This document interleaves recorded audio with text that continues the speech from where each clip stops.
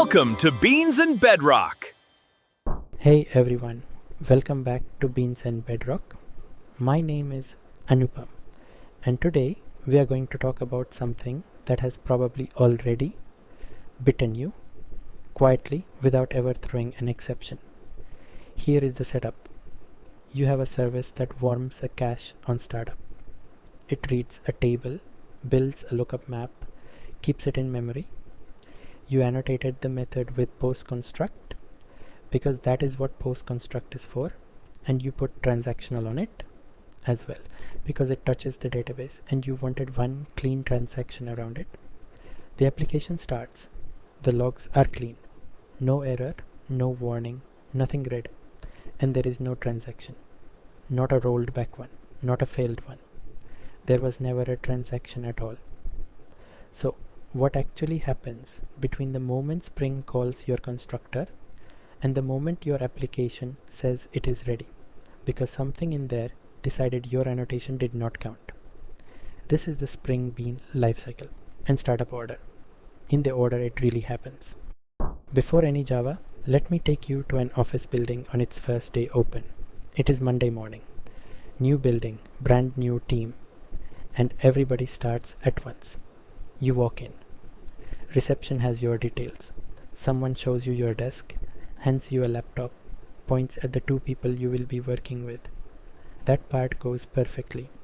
Everything you were promised before you even sat down.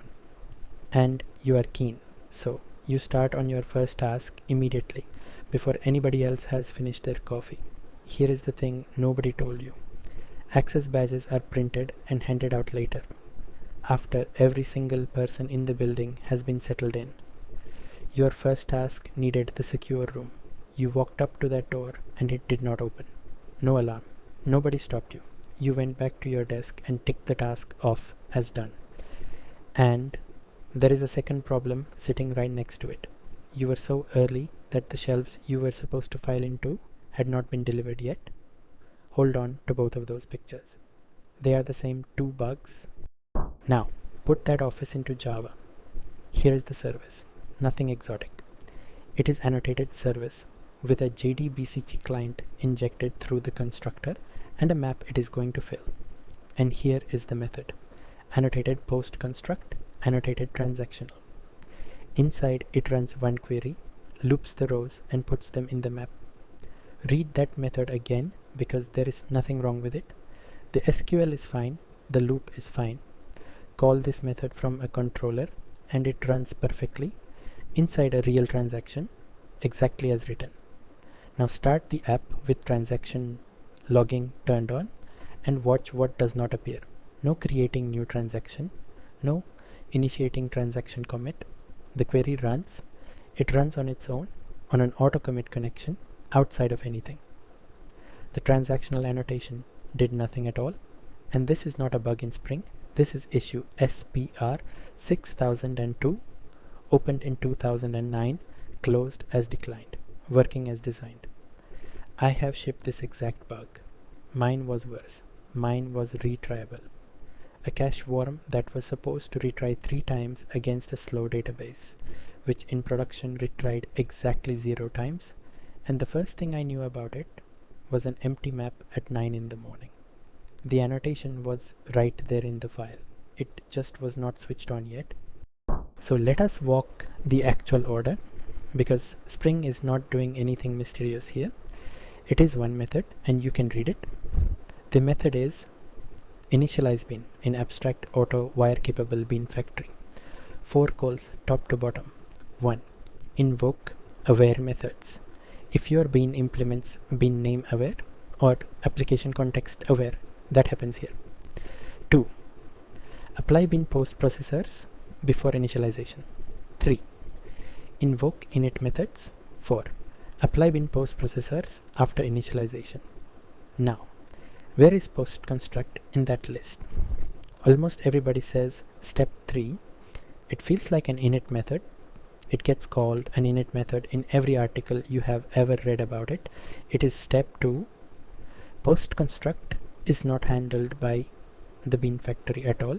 It is handled by CommonAnnotationBeanPostProcessor, which extends init destroy annotation bean postprocessor R, and it does its work in post process before initialization, which is exactly why the documented orders post construct first, then after properties set, then your custom init method. They are not 3 steps. One of them is a whole step earlier than the other two. And step 4?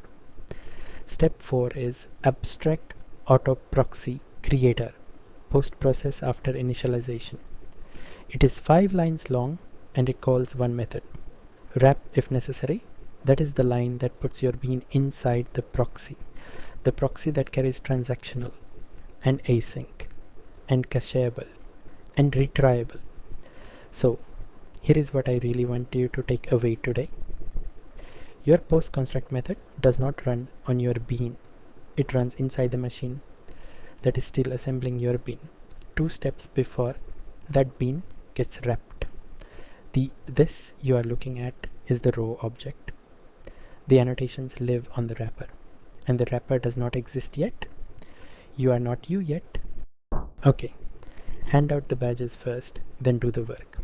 Option 1, and the one I reach for most often, SmartInitializingSingleton. One interface, one method after singletons instantiated. Move your warm-up body into it, delete the post construct, done. And the reason it works is a guarantee, not a hope.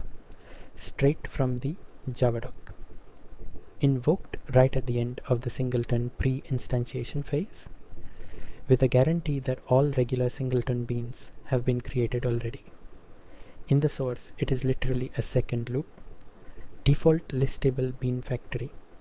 Pre-instantiate singletons. The first loop walks every bean name and builds it. The second loop walks the same list again and calls after singletons instantiated.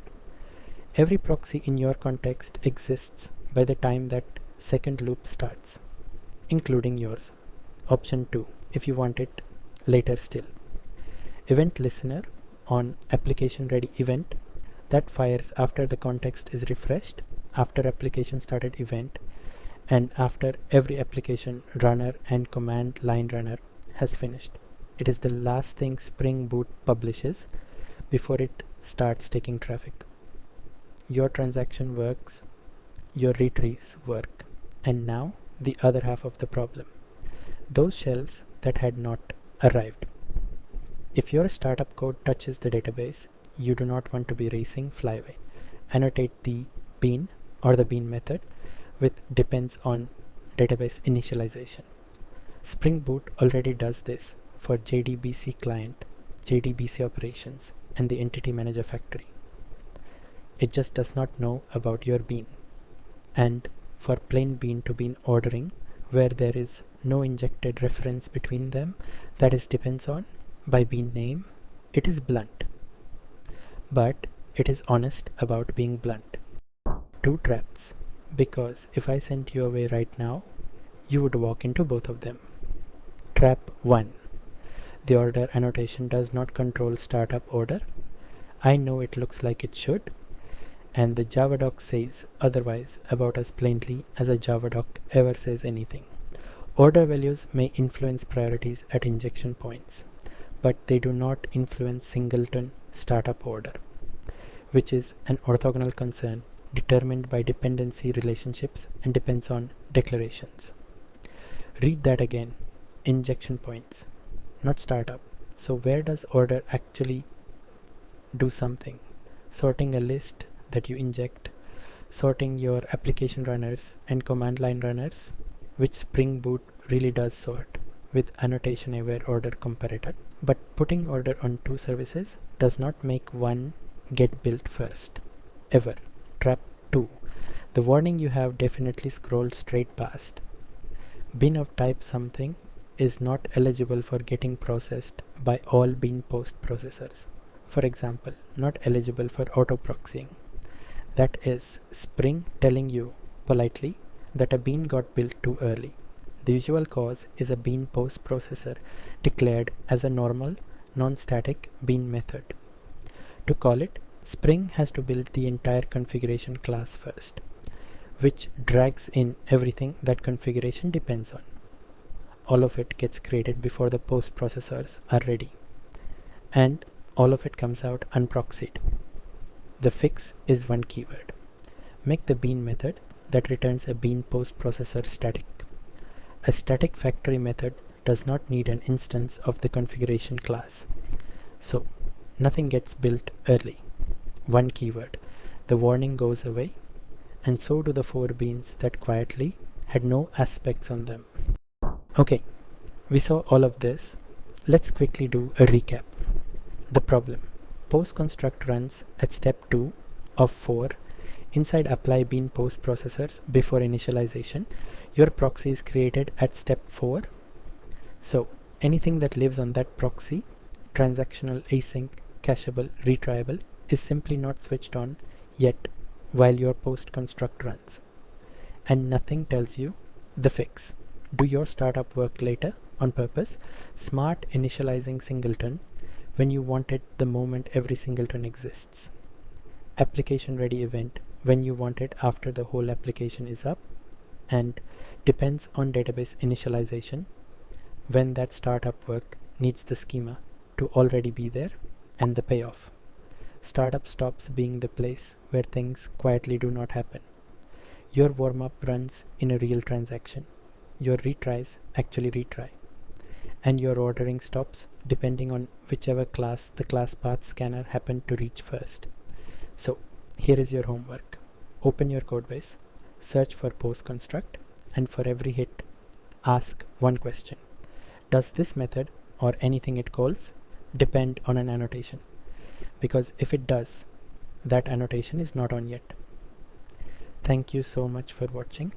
If this helped you, do subscribe. It genuinely helps the channel. See you in the next one.